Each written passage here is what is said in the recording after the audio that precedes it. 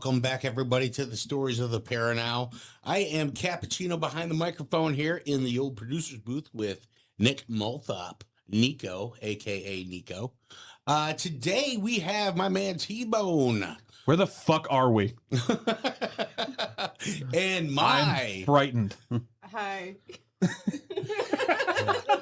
And the one and only Seabass. I am having exactly one fun right now. Maya, what are we talking about today? Today we are talking about paranormal movies, and we're just going to be analyzing them, seeing and taking a look into the logistics of it, specifically ones that are based on true events, and just kind of we're debunking them essentially. I don't think anyone here has an opinion that these movies are realistic. Yeah. But I was gonna say point of clarification as well. We're talking about movies that are like loosely inspired, but they are fictional. Yeah. Like we're not talking about documentaries. We're not talking about we're not talking about sort of things that claim to be like complete recreations of events. We're talking about famous movies that take loose inspiration from the real world and sort of use those to fictionalize them more so than anything else. we're not looking at actual videos of people being exorcised, although that would be super I was honestly thinking like we should absolutely do an episode on possession soon, because I ended up doing a lot. Oh yeah, no, I think it would be super a lot neat. there. Well, I think so. It's based on a true. Whenever you see it, right? Based on a true story.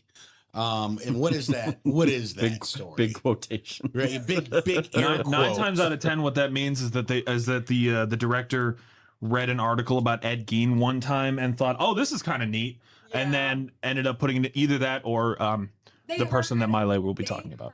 A story from a friend, from their cousin, from their uncle, that they were like, you know what, that could be a whole movie, and then they went with it. They ran with it. Or in my case, a college student read a Washington Post article. In my case, it was a cynical cash grab. So, out of curiosity, before we even kick off, here's a question for all three of you. So, what movie do you wish was based on a true story? What movie do I wish was based on a true story? Yeah, I was gonna say. It's like a horror movie. It could be anything. So I've always said that if I was to live in any sort of fictional universe, I would live in the Yu-Gi-Oh one, because their whole economy is based on a card game, and I am better at that card game than anyone on the show. I would rule the world. You understand? Like I'd be a gazillionaire. These people don't use counter spells. These people they build decks horribly. Yeah, there's none of that Hearthstone nonsense in the Yu-Gi-Oh world. That's what I'm saying. I love the machinery of your brain. I love it. Oh my gosh. I would make so much money anyway. Oh gosh, what world would I want to live in? I'm not okay. I'm just saying. Do you need a minute? Because No, I got no, one. I know what I'm just saying this because this is what I've recently started watching. Okay. I would love for the One Piece universe to exist specifically. Oh because my God. I just love the idea of being able to like sit on the Wait, beach and no. see stupid pirate things No, occur. time out. You started watching One Piece? If you want to live in a pirate world, why not Pirates of the Caribbean? Why haven't you reached out? It's that bad? It's fine. Good Lord, woman. You're This is a now fine. wellness What are you check. talking about?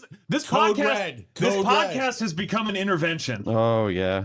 Settle down. I'm a big One fine. Piece fan. I read the whole thing over the pandemic. I don't want to hear it. Nice. I'd like to live in the Star Trek universe because I'm a huge nerd. Oh yeah, I'm absolutely. with you, boy. Would you Specifically the next gen universe. Yeah, That'd be cool. yeah. So Like Yeah. one thing I Nothing never about understood that. about Star Trek is how money that's- works? No, how that society didn't completely collapse when they invented the holodeck. Oh Like, yeah, that's my thing. How does anyone ever do anything? because they're I such wouldn't. good people that they I would never certainly- think to use it for Well, evil. I mean, No, it's not even about using it for evil. It's just when about you're exploring the universe, holodeck and universe exploration is kind of cool in its same. That's true. I guess. Yeah. your job is to go to planets to go where no one's gone before. I mean, And I mean, that's the cool thing about Roddenberry too, right? Is that he did have that amount of faith in people, where he was able to have these concepts and be like, no, I still think that people are fundamentally good enough that they would still go out and try and improve the world and not just lock themselves in the holodeck. Yeah, because it was in the Star Trek universe. It's a thing born out of disaster.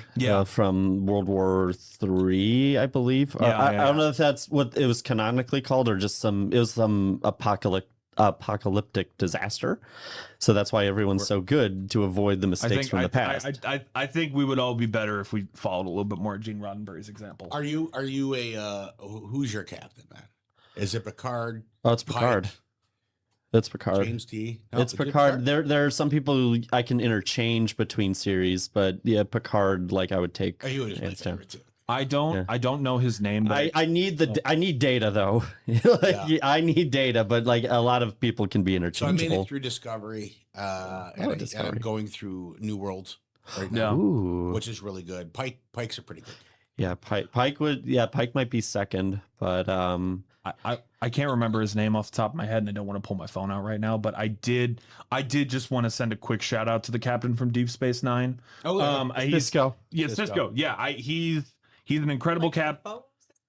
Stop it. He's an incredible captain, and he doesn't get his due. And I do think he should be in more of the favorite captain conversation. He doesn't get like the rest of them, Deep Space Nine is really good. If you haven't watched it and you are a Star Trek fan, or if you're looking for an entry point, it's a really good entry point to get into Star Trek. And that was the catch-all for the star. It was a space station. I mean, so. Still cool. Here I am giving my last shit about One Piece. The track here, boy. Yeah, the track's pretty quick. Who's up? Who's going first? I'd like to go first today because I think that I have a pretty good sort of baseline for what we're kind of talking about today in terms of the sort of based on a true story idea, and I also think that.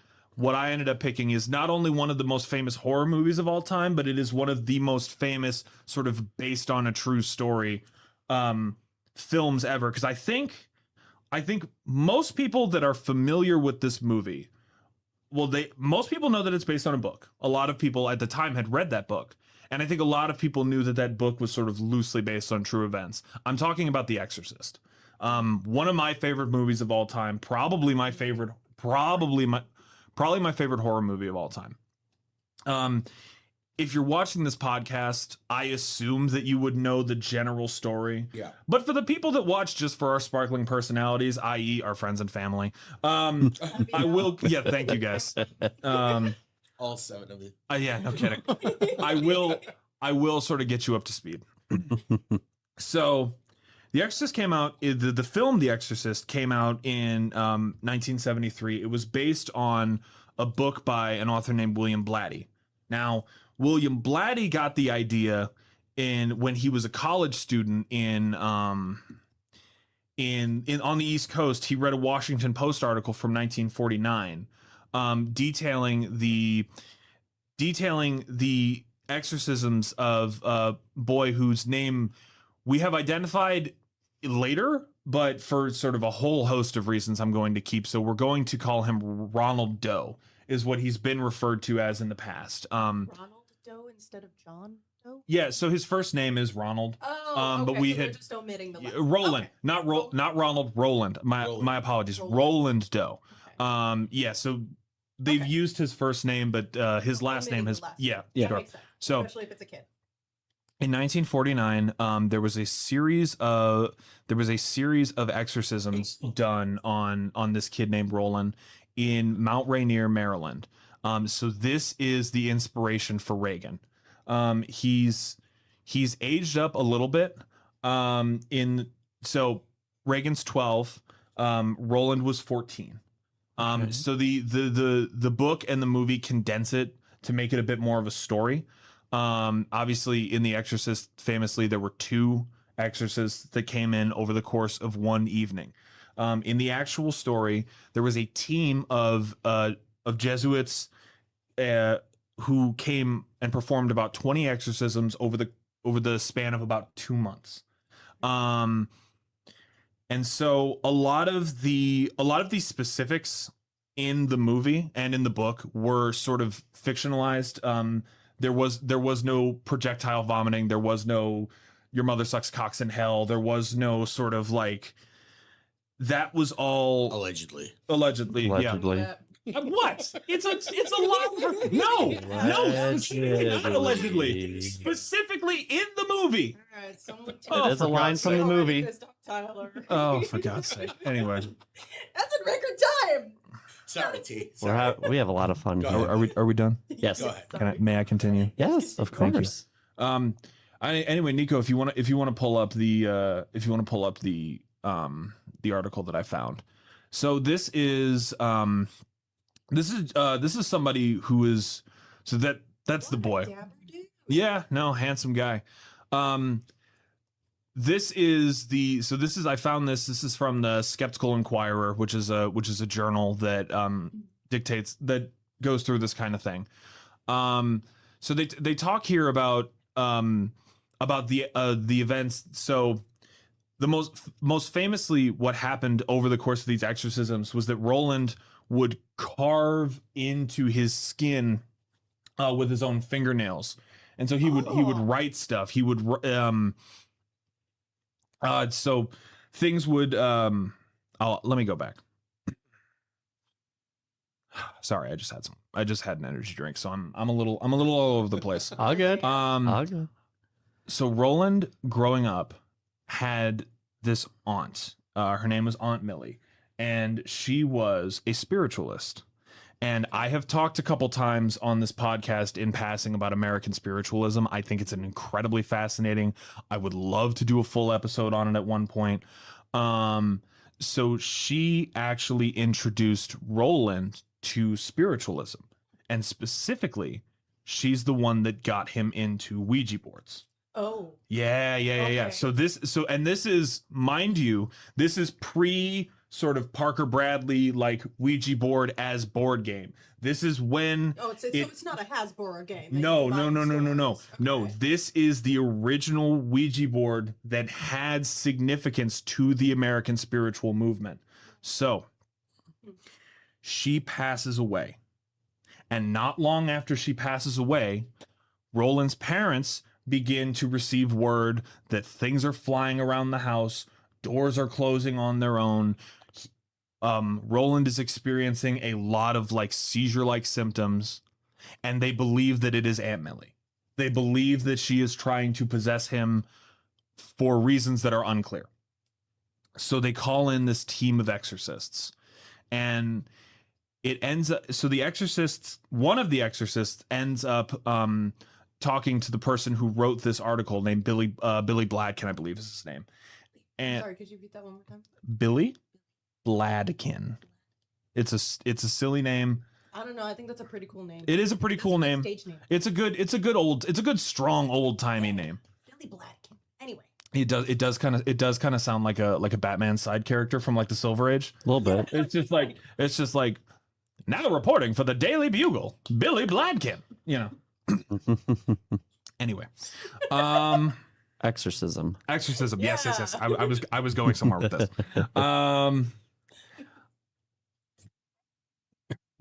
Excuse me. Yeah, I'm good. So, yeah, Roland, famously during this thing, and this is what sort of captured everybody's attention, would carve like sort of weird runes and phrases into his finger, into his arm, and occasionally, according to the exorcists, according to the Jesuit priests, stuff, he wouldn't even have to carve it in anymore. Stuff would just start appearing on his arms over the course of the exorcism. No, thank you. So after about 2 months, they finish. They succeed. Apparently, it goes well. They're able to drive the demon, or Aunt Millie or whoever, out of this person, and everything's fine. And so they write the article about it in the Washington Post. William Blatty reads the article, correctly thinks it would be a good book, writes the book. Christ, what is the name of the director? William Friedkin. William Friedkin, thank you. William Friedkin reads that book along with everyone else in the 60s and thinks, I got to make this into a movie. So it's interesting to me to sort of come up with this idea of, is it true to the real story? Because in a lot of ways, they take a lot of creative liberties with it, naturally. However, I would argue that it does connect to the spirit of the original, because much like the movie and the book, the original story was a giant fictionalization. So this is a very famous, this is one of the most famous possession stories in American history. People have been looking into this since it happened. So about 60 years. And they have picked apart pretty much every single piece of this original article. We don't know if his real name is Roland. We don't know that it took place in Mount Rainier, Maryland, which I'm not sure if I mentioned earlier. We don't know if the exorcists if the priests that claim they were there were actually there. We don't know if Aunt Millie is real. Right. We don't know any of this because this was not a story. This was not a story that was reported on firsthand. This was just a thing that a priest told a guy. And the guy thought, oh, this might be a neat story, and wrote it, and it wound up on the front page of the Washington Post. So the priest, basically, as a storyteller, could have been as a storyteller. Right? Yes. Yeah. Throwing out, Aunt Tilly and the Ouija scenario, teaching a young boy. For what reason, I guess? What would be the reason for that? Well, for several reasons, I think. Is it a sales pitch for exorcism? Ding, ding, ding. Very cool. Gotcha. Sales pitch for exorcisms. As a morality play. If you've, you know what? No, I'm not going to say that. I'm going to keep that one inside. It's too early. Tell that voice to shut up. It's too early to piss off the Catholics. I'm not going to go there. What I will say is that Allegedly. Wrinkle that, y'all. I'm just using that word for anything now. I don't know. And yeah, I was going to say I don't think that applies here. It doesn't Anyway, really go there, but that's fine. perchance. So yeah, I think that this story, I mean, it kickstarted the sort of American craze of The Exorcist, and that keeps a lot of these guys in business. That keeps a lot of, because there are people who, for a living, will come up and exorcise you. That is how a certain subset of priests make a lot of their money, is through these sort of at-home visits. And it proves the fear, right? It proves that, hey, if that's real, then all of it else, all else is real, you know? And I mean, the other hand of it, and this is not, super pleasant to talk about, is it allows people who don't agree with things that their children are getting into, who don't agree with if they think that family members are behaving strangely. Now all of a sudden they don't have to have a conversation with them. They don't have to learn anything new. Now it's the devil. Yeah, it's just a demon. Right. It's not bipolar. It's the devil. You're possessed, right? You're not gay. It's the devil. It's the devil. You're possessed. Yeah. Like, it's funny, but it is sad. Yeah. And so I would argue, because it can be easy to say, like, well, no, it doesn't, it isn't true to the movie and the book aren't true to the real story. I would argue that they are. I would argue that the original story is as much of a fabrication as the film is. So why not? And I think, like, so in essence, the movie is accurate. Yeah. There was details. It's a story to another story. Yeah. That doesn't necessarily mean it's true. It's just a visual depiction of an already conceived story. What a creative mind, though, right? For even back absolutely. Then, there were creative mind to come up and say that words were being etched in somebody. I mean, I'm going to call that interdimensional texting. Yeah. Well, right. Because that's in the movie as well. Correct. And there's detail, because I was going to say there's details. I didn't know much about the original story, but I didn't even know about the Ouija board until you mentioned that, and Yeah, that's in the movie, and that's just like a one scene kind of thing or a couple scenes thing, and it's never explained. That's like, oh, that's the reason why she's possessed by Pazuzu. Yep. Which is the name. By the way, that 1 second frame, the most famous frame in the movie of the Pazuzu, just sort of popping in the original, that's supposed to be Aunt Millie. In the original story, like that's supposed to be like that's the spirit. That's what is possessing Reagan. Interesting. Might as well be Reagan. By the way, is it common that people think that?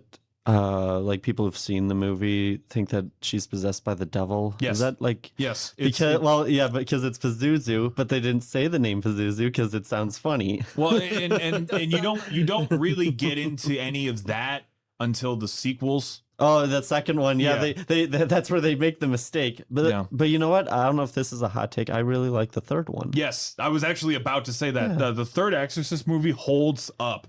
The second one's weird. It's boy, it's a fever dream. I don't understand what it is. This is a little tangent. I don't understand what it is with horror movies and being really weird about African mythos specifically. Exorcist 2 jumps into a lot of like African cultural myth. I'll tell you for some reason. It's a lot of nonsense. It is especially for American filmmakers, there's a tendency to want to make something different and a little exotic. Yeah, exotic. And instead of actually doing research, they just kind of Google and then look at the first thing that comes up and goes, that's it. And then they run with whatever they think that means without looking any deeper. You see this a lot. It's been Wikipedia. Do you guys know that? Right. Do you guys know that this is the? I'm done after this. I promise. No, you're good. Do you guys know that Chucky from Child's Play is originally possessed by like an African like death god or something like voodoo. that? Right. Yeah. That makes why. I thought it was like it's funny you say. Yeah, so it is, but how it works is that he like makes a pact with a sort of like voodoo spirit in his last moments, and then his soul is bound to the doll. I watched Child's Play recently. It's funny that you say Brad Dorff, because he's in the third one possessed by the Legion, who is the enemy in that movie, in the third Exorcist. Well, and it's interesting, and I'll tag back to Aunt Tilly real quick. So let's talk about the Legion. It is Millie. Is it Aunt Millie? Yeah. Is that a cookie? It's a cookie. Yeah. So listen, the first Ouija board was patented in 1890. Yep. Thank you. So prior to that was like a piece of paper with a pencil pushed through it. So the original, if you're talking about the Ouija board before it became a board game, right? The patent was in 1890. So I don't know how that holds up with the time frame.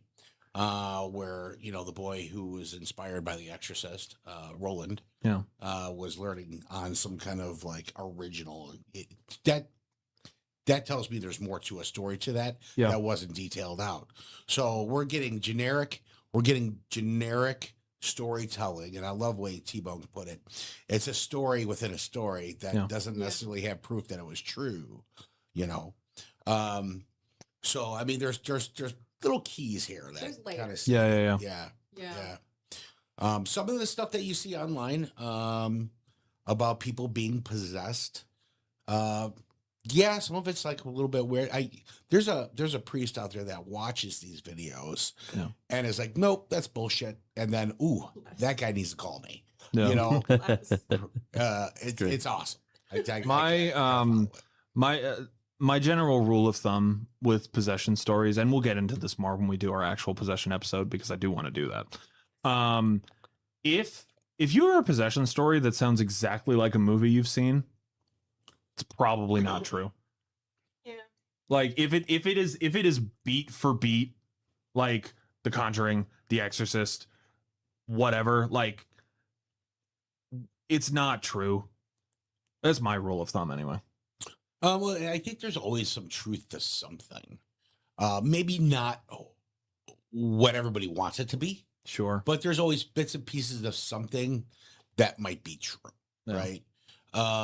you know, when we do our episode at the other studio, Yeah. I think we're trying to find a medium, right? Yeah. Because it's supposedly haunted.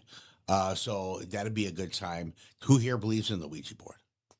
I don't mess with them, but I have very specific reasons. You might be messing with it. I will not be present for that. Just a preface, I had a roommate who would regularly use a Ouija board on my fucking kitchen table. Ooh. This was Kylie and Henry, y'all. That's pretty cool. And I gotta tell ya. Shout out. No shout out. No shout They're out. awful. No shout out. Henry, if you're listening to this, you will never get your Jimmy John's hat back. If you're listening to this, I did steal your Jimmy John's bread knife. Wow. Yeah. There's a lot of honesty coming right now today. Yeah. It's fine. He's awful. He's terrible. Why you gotta be so terrible? Yeah. Anyway. Henry. Anyway, they regularly used a Ouija board in my house, and it led to a lot of problematic moments. Yeah. And just a lot of weird stuff, which we can recount on the episode. Yeah, I was gonna say, my last thing on Ouija boards. I personally believe that if they are effective, like the newer they are, the less likely they're going to be. Like because you can go to Walmart right now, go to the board game aisle and pick up a Ouija board. Mm-hmm. I don't think you're going to be able to contact the dead with it. I think that the further back you go, and when you start getting into, because I've been to some antique malls, and I've been to some places that do sell like original, because my best friend's a goth. We've been over this. Hey, Sarah. Yep. Hey, she doesn't listen to this. No, Shout out. Yes, shout out to Sarah. When you get back to some of those early boards that were patented, and some of the ones that existed even before then, maybe. I don't know. I don't know. There was a whole like the Necronomicon to me, man. Yeah. You know what I mean? It's made of human flesh. And I mean, listen, I think that if you believe in something so strongly, you're giving whatever it is the power to make you believe even more. Does that make everybody else next to you the believer? Not necessarily. I think there's power in belief. So yeah. I think it's like you could use a piece of paper and a crayon. Yeah. But if you so heartedly believe in and or have a group of people around you believing in it, the noise from the furnace turns on, it's a sign. Yeah. Right? It's anything that you give it in power to. I'm kind of a believer into that. Man, this is a really good some good stuff there. Yeah, no, that's about all I've got, because I know I've taken about a half of an hour, and I know that's fine. Both of I know it's fine, but I'm trying to transition us. Damn, it's fine. Oh my god, I'm having one fun. I love it. Yeah, I'm having 0.75 fun. Hey, we're almost there. Anyway, okay, Miley. Yeah. Yeah. So I am going to be discussing Annabelle. Ooh. I know usually we take the three of us take the stance of no dolls. No. I do the dolls. That's yeah, we know. It's all dolls. We know. Yes. But today I wanted to because it's one of the most famous like horror movies out there. Like when you think horror movie, there are a couple key movies that you think of. This is definitely one of them. And it's a pretty straightforward plot. Haunted doll wants to kill people and possess someone to come back into the world. Sounds like Chucky. Essentially, yeah. And I think that's actually part of the scare factor, is just the inherent existence of dolls is like a little bit creepy. Like even if I'm looking at a doll that's like in a Walmart in that brightly lit, everything is white aisle except for the little toy box, and there's a doll in the box, it's still a little creepy. Yeah. No matter what. They are just inherently creepy. I agree. I'm not really sure what I'm not sure what the psychology is behind that, but something about dolls in general is just inherently scary, which is why I think we have so many haunted doll, possessed doll item movies. But this one's probably one of the more famous ones aside from Chucky. And essentially what it is this came out in 2014, correct? Yeah. But essentially the first one?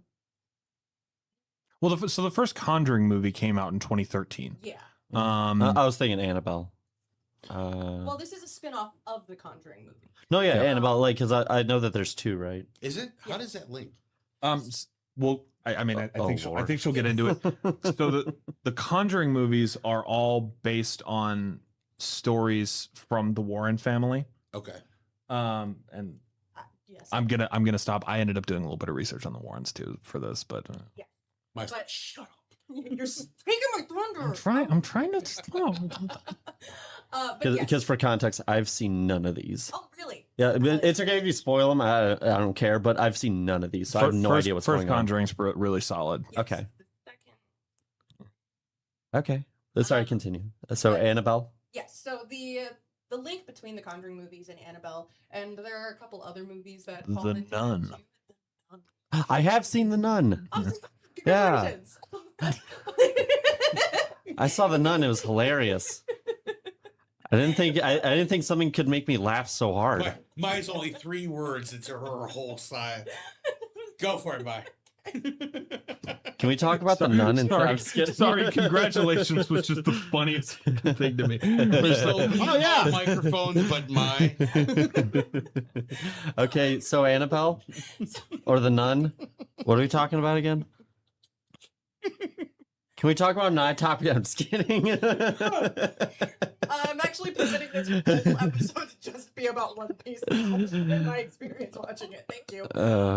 Okay, so Annabelle. Anyway, so the entire series, it follows this couple, the Warren couple, who they're essentially they're like paranormal investigators. I can't remember the exact terminology that they like to use, but what they do is people call them in when paranormal happenings are occurring, and then they come investigate and try to alleviate the situation. In this instance, these are real people. Were real people. I'm not sure if they're still alive, actually. No. Lorraine died recently, actually, in 2020, and Ed passed away, I believe, sometime in the 2000s. Yeah. But these were real people who have a museum of haunted items. This is like stuff that has been documented, and you can still go to this museum. The movie Annabelle is based on their experience with a particular doll that was given to a daughter from her mother as a going away present. I believe she was going to college, and when she was in some transitional period of her life. I can't remember if she was like going off to college or if she was like going into high school or something of significance of her like growing up. And her mom gave her this doll as a gesture to remind her of nostalgia and just as a kind gesture in general. And they started noticing with this doll. Oh my God. It's ghost. The doll. Ghost. They started noticing that weird stuff was happening. The doll, she would put the doll in a room, and when she would leave and then come back home, it would be in an entirely different room. And they had some family friends that had come over and witnessed the doll, and at some point in time, someone got like scratches on them. They like claimed that the doll was like choking them out or something. And it's a doll, y'all. It's a doll. It's right. So, I mean, realistically, though, I love how you put that, because yes, creepy, right? You see in some of these videos, even on YouTube, the doll's head slightly turns and looks at you. Yeah. And I'm like, I'm bigger than you and will smash the shit out of you. Yeah. If you can touch it, you can burn it, you can kill it, you can break it.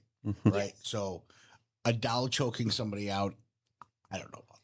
Yes. But it was enough that they ended up calling in the Warrens, who, at the end of the day, the solution for them was to take the doll, bring it to their little museum, and put it in a box. And charge money for people to see it.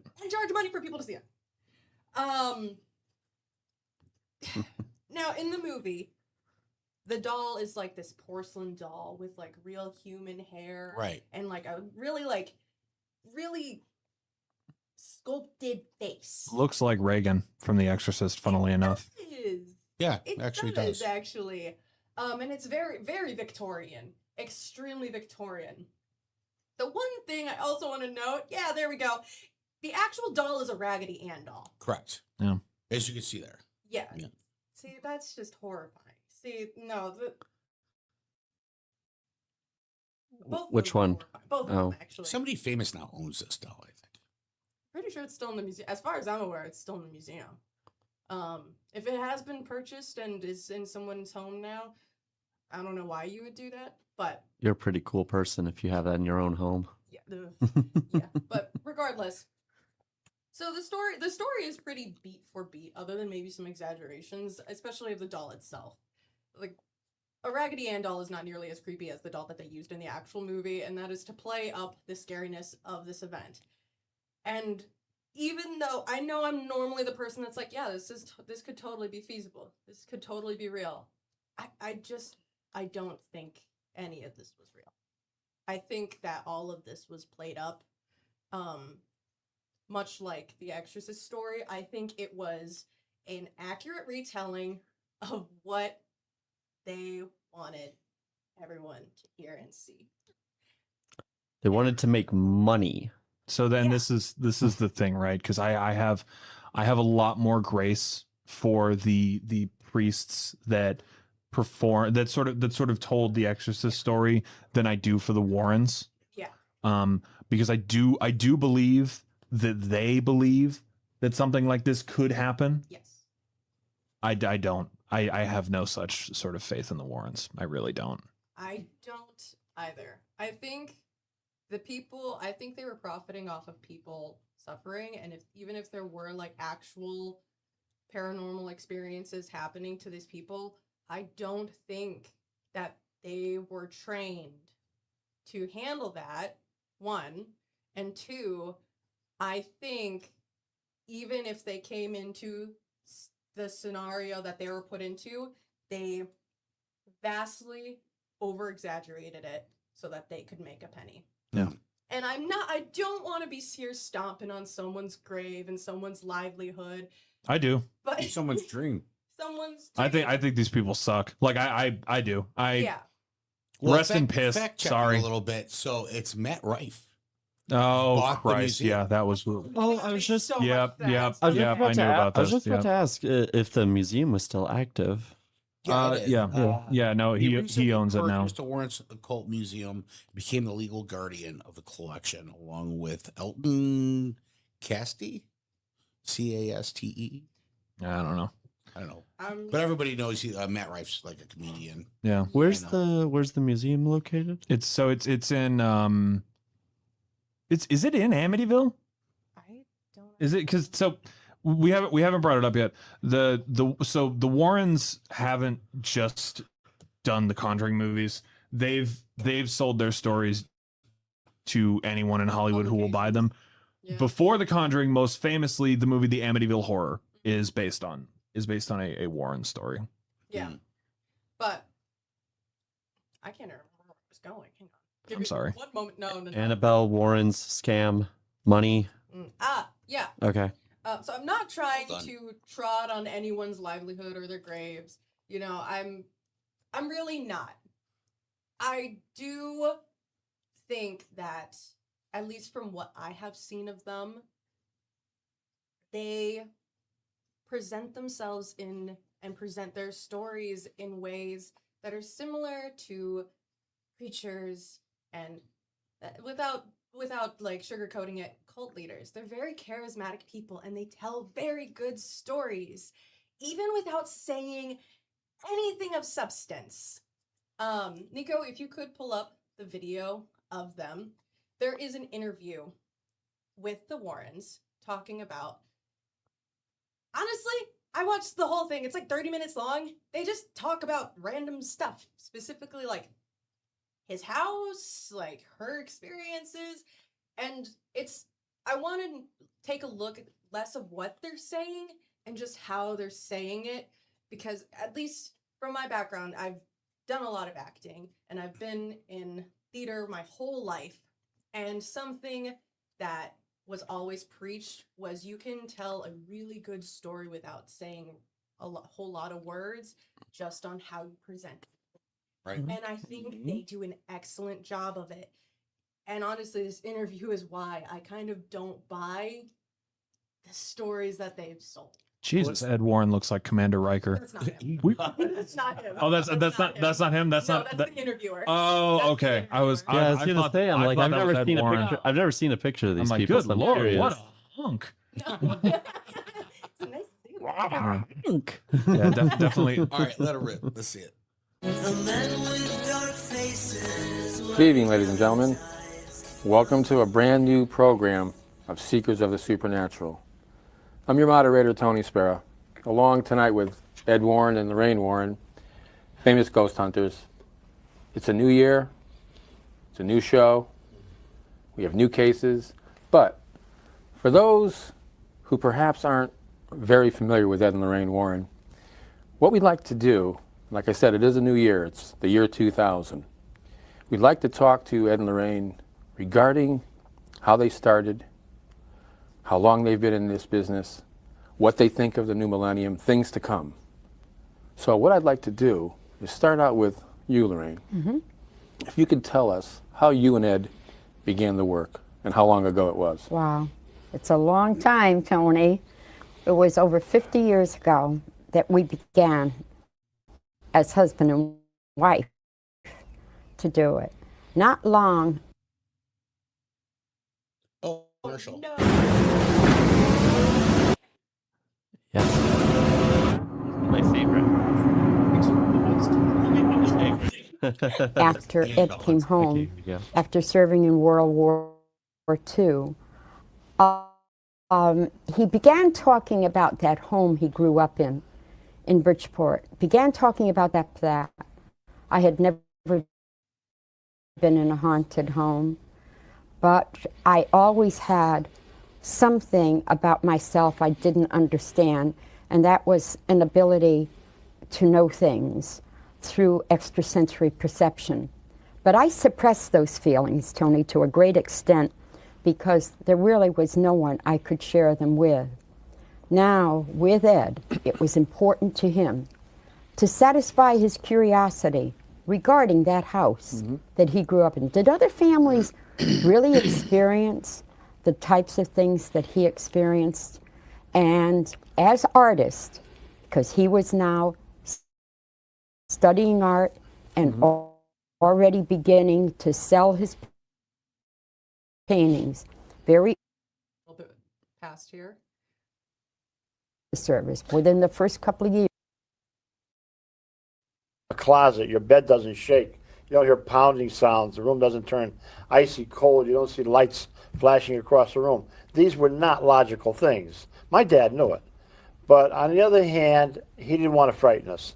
And he always felt that his religious beliefs were strong enough to take care of anything in that house because he was a very spiritual man. I don't think I ever know my father missing a day's Mass. He always make sure he went to Mass in the morning or went to church after work when he'd come home late at night. But he'd always make a visit to the church. So what I wanted to do was to find out if what he said was true. There's a logical reason for everything, Ed, but there wasn't. This is a house in Bridgeport? This is a house in Bridgeport, Connecticut. This is what I'm talking about when I say that they're excellent at presenting a story and presenting anything that they're saying in a way that comes off factual or at least entices people to listen more and in a believable way. Like you don't even have to watch the whole interview to just understand that. I mean, they speak very well.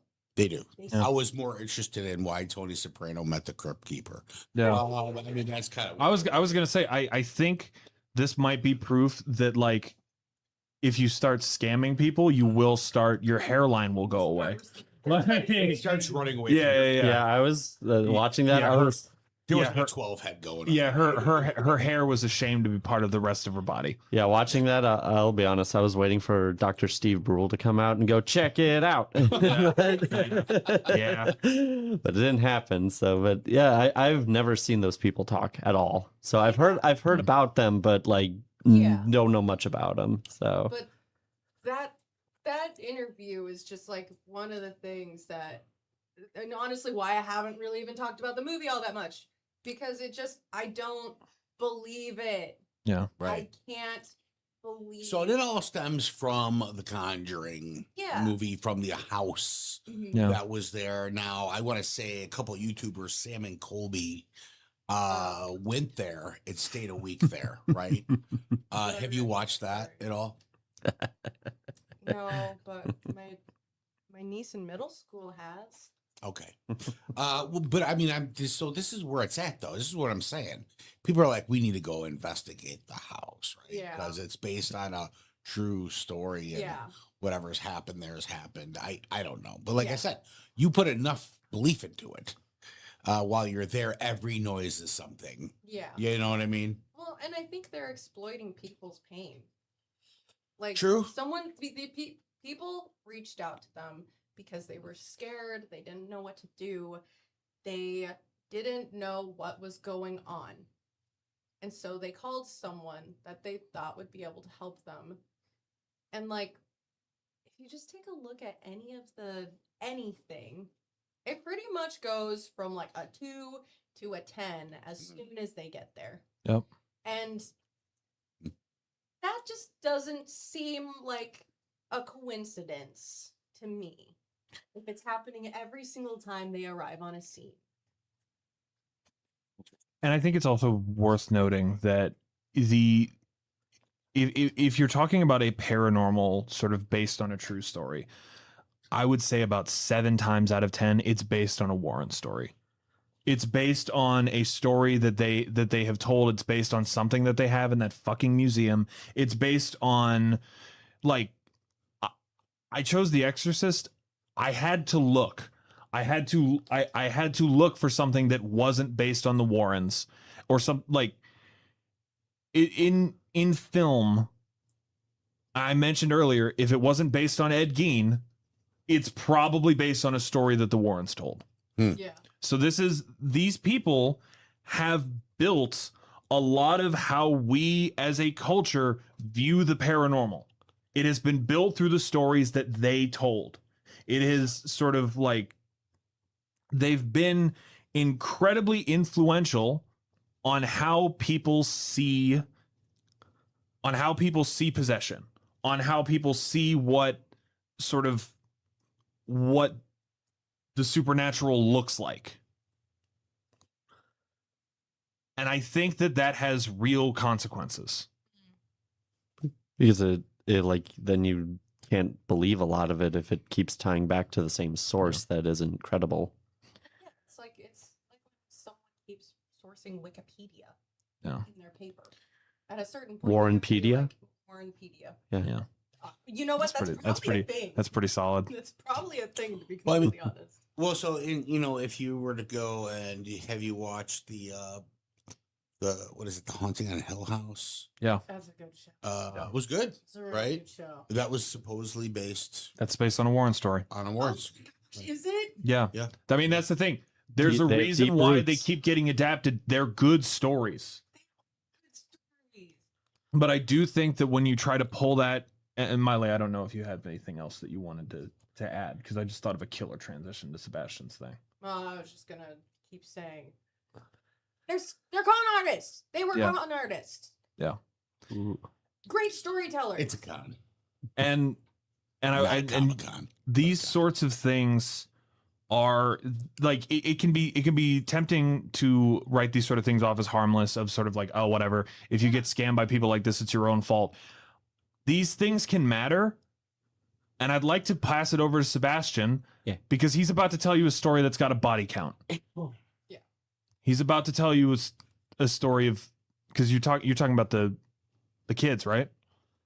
Well, there's real people involved, but no, like, at least for here, I'll just get right into it. Yeah, so please do. So I am going to talk about everyone's favorite Slender Man. And there's, at least for when it comes to Slender Man, for me, it's bullet points. At least for what I'm going to talk about, it's the incident in Waukesha. Mm-hmm. It's there's a lot of lore. Yeah. And I didn't want to go too deep into the black void for it because there's a lot of nonsense out there.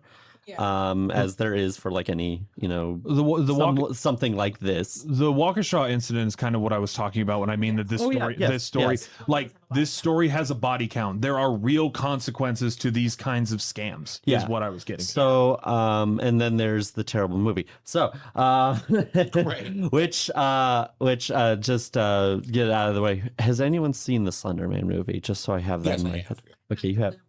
I don't remember much of it. Okay, I remember when it was supposedly based out of Wisconsin originally.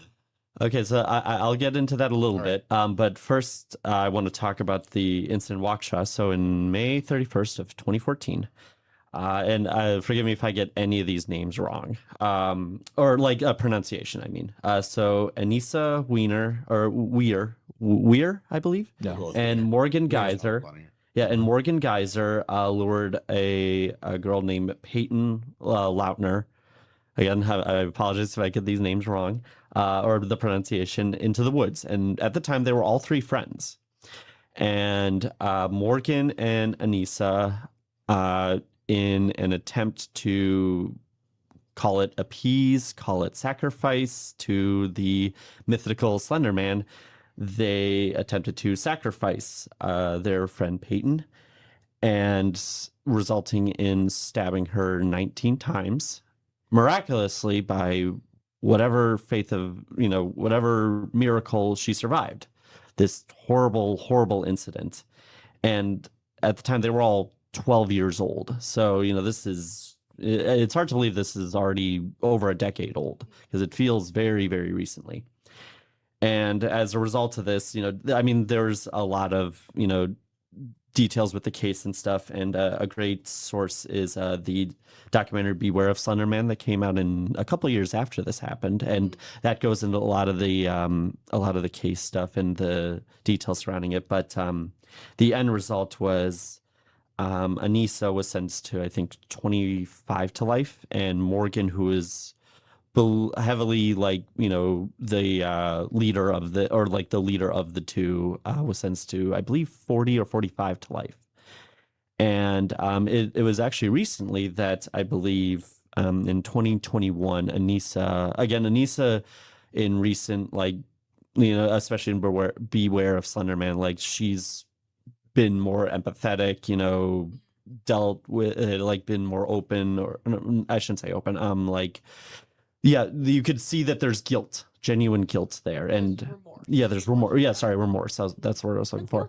And so that's also why her sentence was a lot less, and how she's been able to kind of, she hasn't been released. I mean, she's obviously under care or supervision and stuff like that. And that was in 2021. And then Morgan Geyser, even this year, I believe last month, it was signed off by a judge that she won't be in, I forget where she was being held, but she'll now be under heavy supervision in a group home, but will be there until, what's the year, 2058. Ugh. So, I mean, obviously she couldn't, because again, she was considered the leader of this, or the culprit of this. Was more considered or a follower. Yeah. So Morgan was considered the leader, and Anissa was the accessory to murder. Yes. Anissa was the Kronk to Morgan's Yzma, if you will. Yes. Yes. So Slender Man was something that they were trying to appease. Yes. Right. And I mean, again, that's why. Sorry, say again. Was that a character that was actually developed by somebody? Yes. So that's what I was going to get to. Are you going to talk about the lore? Where Slender Man comes from? Yes, okay. Yes. So, but yeah, just because I want to talk about the Waukesha, just because this was, as we mentioned, there was a very insane, and Waukesha is not too far away from here. It's maybe a couple hours. And again, a great documentary is the Beware of Slender Man documentary, which goes into all the case details and the lives and stuff like that, and the end result and the aftermath. But you might be thinking to yourself, how can they're all 12 years old at the time. How could two 12-year-olds be pushed to do this kind of event or this kind of action? So when it comes to Slender Man, and again, doing research, there was a lot of nonsense. So I believe I got like, a lot of some of the accurate stuff, or some of the more popular accurate stuff. So it started around 2009, and it was a man named Eric Knudsen. Oh, where do you think? So from my understanding, Slender Man started out as a Photoshop challenge. It was him. That's the man's name. Okay, that's the guy's name. Yeah. So on the Something Awful forums, he was. So he was in a contest, or trying to win a contest called Creating Paranormal Images, and he had made a couple of black and white photos with this alluring, menacing figure. For those who don't know, Slender Man is perceived as a tall man with a suit and a blank white face with no features. So it's he does, that developed later. With the video game, I think. That developed later, and I'll talk about the video games a little bit. But this man named Eric, he was trying to win a spoopy photo contest, and he just photoshopped and then started the mythos, the lore, the adaptation, creepypasta of this figure. And then you started to see a lot of images circling the internet of just him in the background, him in the foreground, of just random mostly black and white photos. And it just, we're talking about maybe not as much, but like Five Nights at Freddy's amount of lore being built around this character. Well, and that was very of the time. Back in like 2009 up until even like 2015, a lot of people built a lot of stories around a singular image that people just, for whatever reason, gravitated around. A couple examples are, what was it, the Smiling Jeffrey or something? Oh yeah, Smiling Jeff. Yeah, Jeff's the Killer. Yeah, that was a recent one. Well, Jeff the Killer's old too. But one that was Momo, I remember that was Momo. That's what I was. Yeah. Like this around that time period was super common for people to build stories like that. Yeah, and I love that every single time people have to add something new to the lore, they always give them Lovecraft tentacles. Always. Yep. Like there's no, he's just a big dude. Yeah, but he's a big dude with tentacles now. And now, but tentacles are in. Now he's got fucking Lovecraft tentacles because everything has to be Cthulhu. Tentacles are in. Cthulhu or tentacles? Both. Because it's cool, man. Anyway, so bottom of the ocean. part of the lore that probably connects to. What are you talking about? Stop talking about tentacles. So you may be thinking like, so how does something like this kind of end up like causing an incident like in Waukesha? And because we're talking about something that was created in 2009 and then the incident happened 5 years later. And that's a lot of time for a lot of lore to be built around this character. And one of it is, so again, there's a lot of like what this fictional creature's shtick is. And the most common thing I see is, he's he stalks targets, he impales them into trees, and he carves out their guts. And a lot of this is based around his psychic abilities, his manipulation, and then you start to piece that to the stuff with, you start building and building and building around like how just messed up this character is and, all the details around him. And then you wonder, or then you kind of see, okay, the incident in Waukesha is 12-year-olds, and they were probably terrified and just, believed all of this stuff. Very influential. Yeah, easily influenced. And that's, funny enough, that's like part of his mythos is, being influential, manipulative, a lot of just, psychic-based stuff. So these kids believed by stabbing this other kid 19 times they were doing something for real. That they wouldn't attack them. And again, that's the general consensus, is that they believed that sacrificing their friend Slender Man would not attack them. Are we sure this isn't just a story that Morgan told Anissa to get her to go along with it because Morgan Morgan just wanted to kill somebody? Maybe again that's part of it, but when you bring up a character at the time that was popular, then the lines start to blur a little bit of like, well, what was she saying was Morgan, I mean, was telling the truth? Did she actually believe this? That's where the lines just start to blur of like what was true and what wasn't. Sounds like there were some mental health issues. Oh yeah, for sure. For sure. That kind of got convinced, and then maybe she convinced her accomplice. Kind of thing. And part of the mythos is like just driving people to madness, and then that connects it as well. So again, we're talking about a lot of lore that just built and built. Again, even within a 5-year span, that's a lot of stuff that developed. I mean, I remember Slender Man like that was I was middle school, early high school, so that was like a big thing. It's like, what is this tall creature with no face? Right. So, and you just start hearing more and more and more, and then the games come out, and the games is just, the first one is just a simple run around, avoid the scary man. It's like you get down notes. Yeah, downtown notes. You're in the dark woods avoiding a scary man, and then when you get the notes, you die anyway. Yeah. So, what a great game. Anyway. So, I'm so glad I wasted my time. A great game. I wasted too much time literal on it. Hours. But there was also a quote unquote sequel to it called Slender Man: The Arrival, which is the same concept, but a little bit more of it. But there's more. But it's an actual game, and not just like an actual game. It's not just running around a poorly rendered forest. The first Slender Man game is basically just a longer interactive version of that one like commercial. That like the long, the YouTube video with the long shot of the car driving on the road. Oh yeah, and the scary face jumps out. Yeah, that's what this game is. Gotcha. So, I'm but a Silent Hill guy, so. Hey, I am too, man. I get you.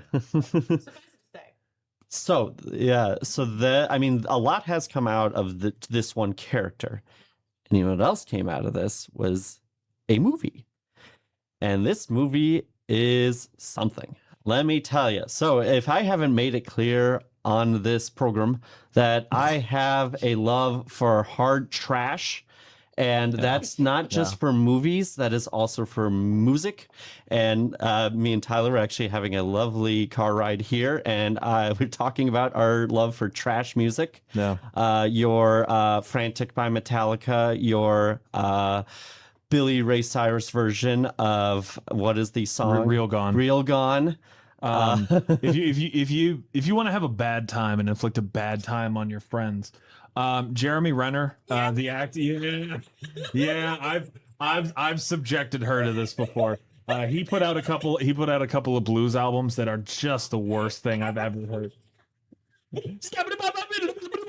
I swear to God, I was forced to watch High School Musical, so everything else is gravy. We do not slander that name in this household. Oh, we do too. Considering it's my household, fuck yeah, we are. Yeah. So anyway, we have to cave to the boomer. Yes, you do. Not a boomer, but that's close enough.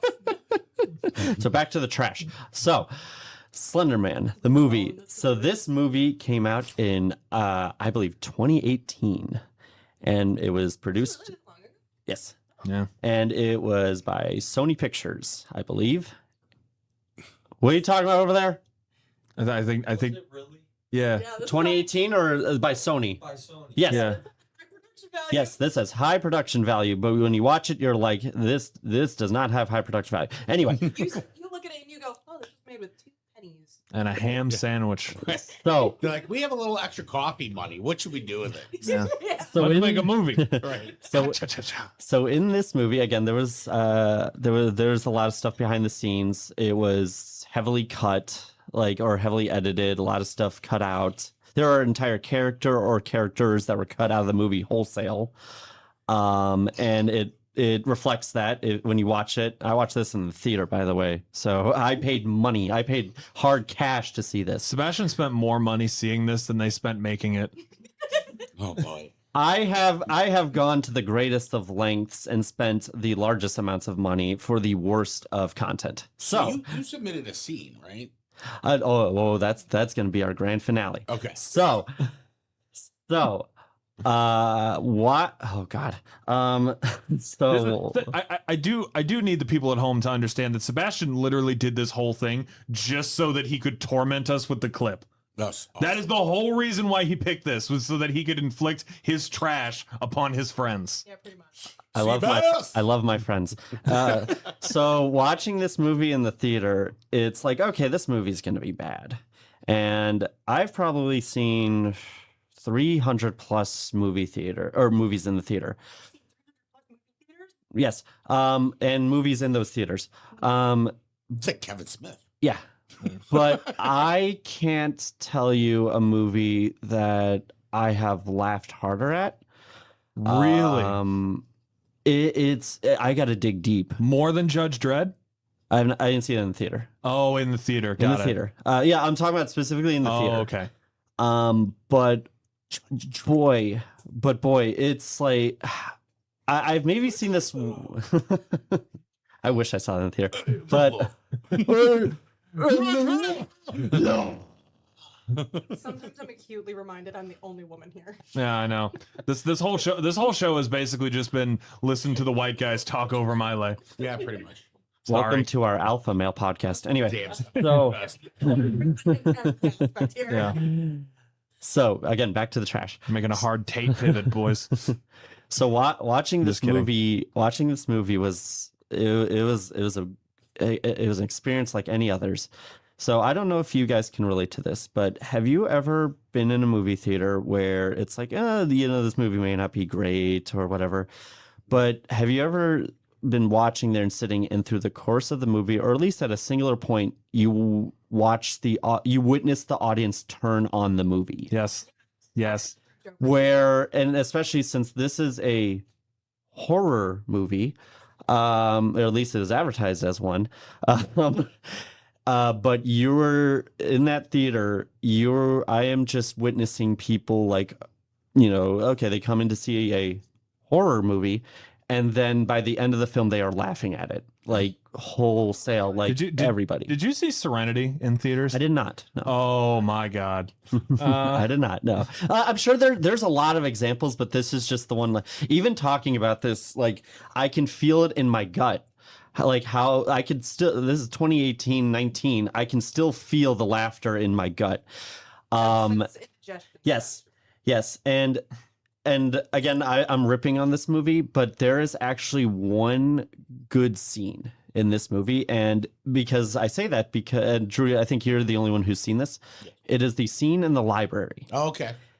Because it looks like a scene from Slender Man: The Arrival, where it's just like, pan and like, dark bookshelves, like you only can see, it's kind of like a Silent Hill game where you only can see what's on the flashlight. Right.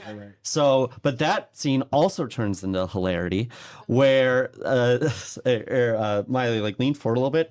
So eventually the spoopy Slender Man sees this character and pokes her on the forehead, and then her face becomes Slender Man face and is going, woo, woo!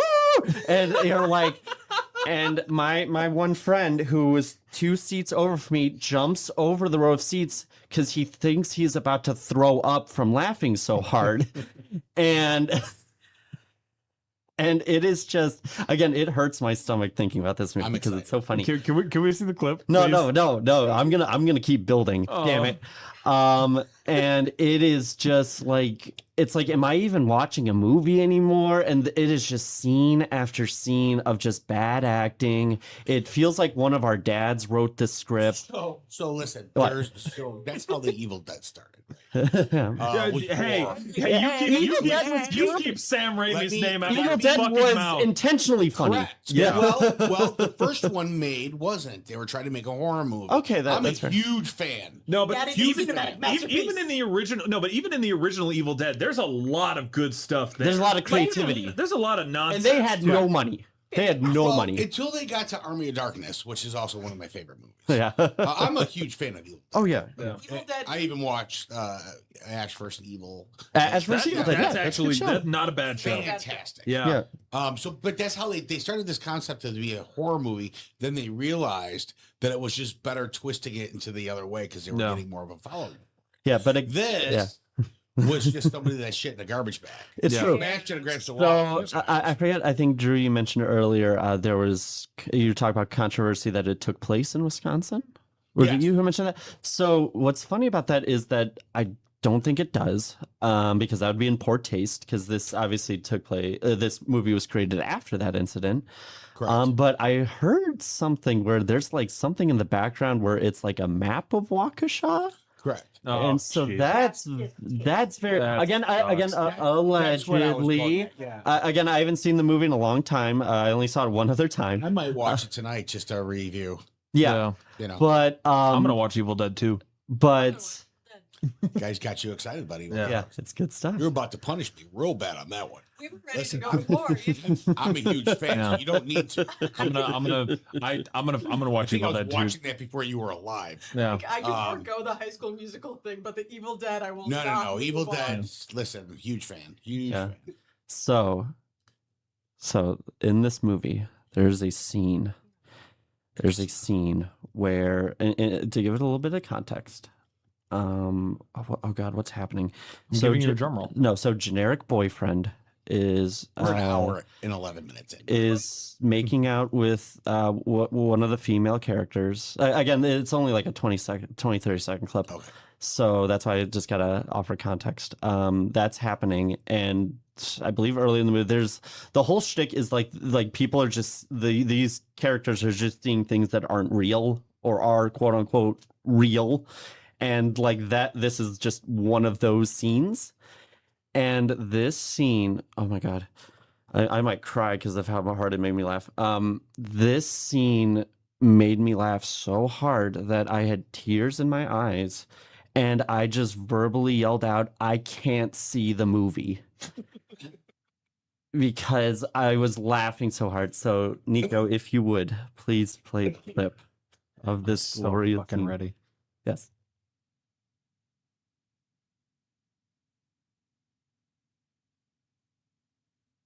Oh, not maggot. Oh.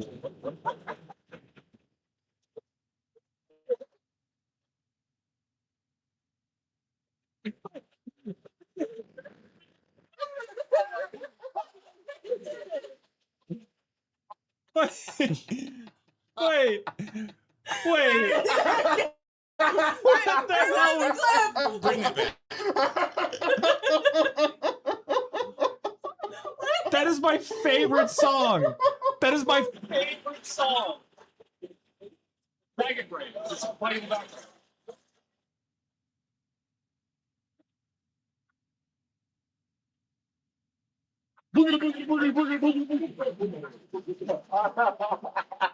That looks like it was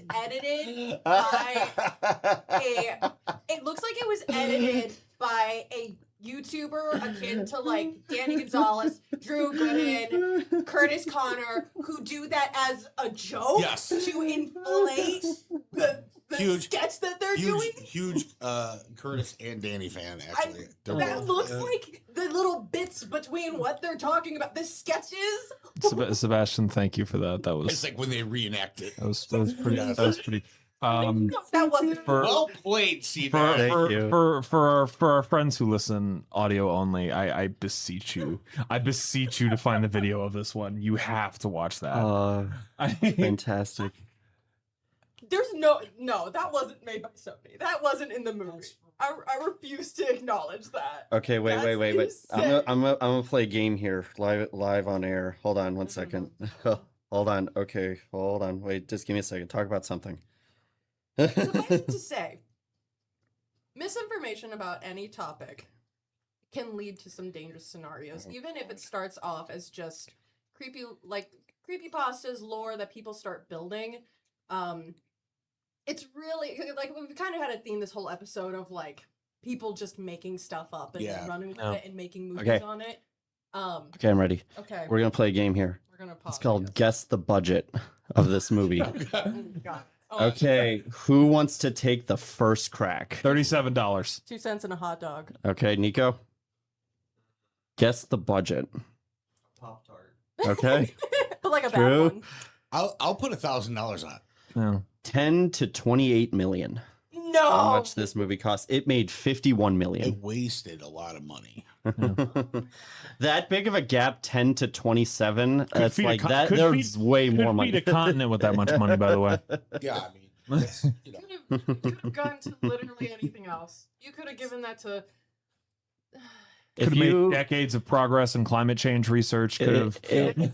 If anyone listening wants to watch some Property taxes actual, went up because of it. yes, Yeah. if anyone out there wants to watch some actual spoopy Slender Man stuff, there's a YouTube channel or a YouTube series called Marble Hornets. Yeah. And this is going way back. I think they made this like 16 years ago, 15 years ago. And it's a YouTube series, like Really, 80-something really, episodes. really solid early analog horror. If that's the thing that you're into, like it's a precursor of these sort of Walton Files, Local 58, Gemini, like that world. Like Marble Hornets was one of the first ones, and it holds up. It's really good. Yeah, and I think I was looking up the description. It's like it says it's like an alternate reality of like the Slender anarchy. Man and the lore, and they kind of do their own thing. Yeah. Yeah. So they take like they take from the Slender Man stew and they take out all like the good stuff, and they leave Come on down to the Paranow Cafe. They We got leave all the Slender garbage. stew. Potatoes. So I would recommend the Beware of Slender Man if you're interested in the Waukesha, and I would recommend Marble Hornets for like prime it's the closest thing we'll probably ever get to like a Slender Man series. Yeah. Awesome. So And to be clear, it was made by a group of friends with almost no money, and it's just pure creativity. Like, Make good stuff with 2 cents and a hot dog. yeah, So no, you as did it. long as you have a really good idea, and you have good execution. support independent art. Yeah. Support Absolutely. independent arts. Think about that. Well, listen, our time is up. I think. Yeah. Oh yeah, yeah. Good stuff. We're a minute 17 in. Yeah, folks, listen, if you like what you see here and Stories of the Paranow, make sure you go to YouTube at 216 Creator Studios. Like, share, subscribe. Ding that bell for the future notifications.